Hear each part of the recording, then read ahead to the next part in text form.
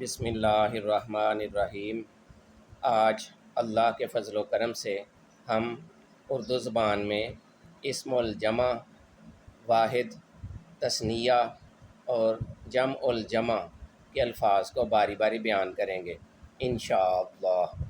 تو پہلے ہم اسم الجمع کو بیان کرتے ہیں۔ اسم الجمع یہ وہ اسم ہے جو خود واحد ہوتا ہے لیکن میننگ کے لحاظ سے، مطلب کے لحاظ سے، مفہوم کے لحاظ سے، معنی کے لحاظ سے جمع کے میننگ دیتا ہے، پلورل کے میننگ دیتا ہے۔ مثلا لشکر، فوج۔ اب فوج سے مراد ون پرسن نہیں ہوتا، یعنی میننگ پلورل کے دے رہا ہے، جمع کے دے رہا ہے۔ اسی طرح جماعت، تو جماعت میں ایک اسٹوڈنٹ نہیں ہوتا بلکہ یہ پلورل کا مفہوم دے رہا ہے، جمع کا مفہوم دے رہا ہے۔ اسی طرح گروہ، ڈار، ریوڑ، پارٹی، مجمع، بھیڑ وغیرہ۔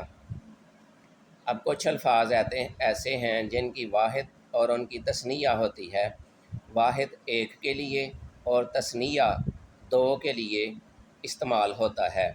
مثلا والد واحد ہے اور والدین تثنیہ ہے، یعنی دو کے لیے استعمال ہوگا۔ خط، خطین، خط ایک کو کہتے ہیں، واحد ہے، اور خطین یہ اس کی تثنیہ ہے، یعنی دو خطوط ہوں گے تو ان کے لیے خطین کا لفظ استعمال ہوگا۔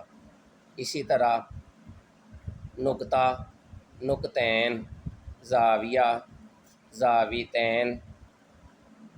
اسی طرح دار، دارین۔ تو اس طرح یہ الفاظ ہیں جن کی واحد اور تثنیہ میں نے آپ کو بیان کی ہے۔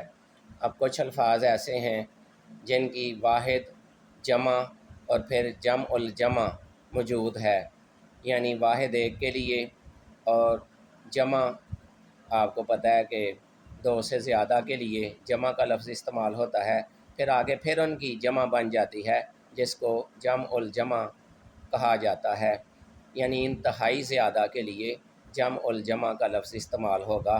فار ایگزامپل دوا واحد ہے، اس کی جمع ادویہ ہے اور جمع الجمع ادویات۔ اسی طرح رقم، رقوم، رقومات، یعنی پہلے میں واحد بولوں گا، پھر جمع کا لفظ بولوں گا، پھر اس کا جو پلورل بنے گا یعنی جمع الجمع وہ بولوں گا۔ اس طرح رقم، رقوم، رقومات، وجہ، وجوہ، وجوہات، رسم، رسوم، رسومات، خبر، اخبار، اخبارات، فیض، فیوز، فیوزات۔ اس طرح ان الفاظ کو اچھی طرح ذہن نشین کر لیں۔ اللہ آپ کا اور ہمارا حامی و ناصر ہو۔ ویڈیو کو سن کے شیئر بھی کر دیں تاکہ دوسرے بھی استفادہ کر سکیں۔ بہت شکریہ۔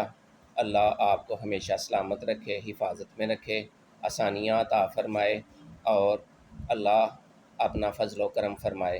السلام علیکم ورحمۃ اللہ وبرکاتہ۔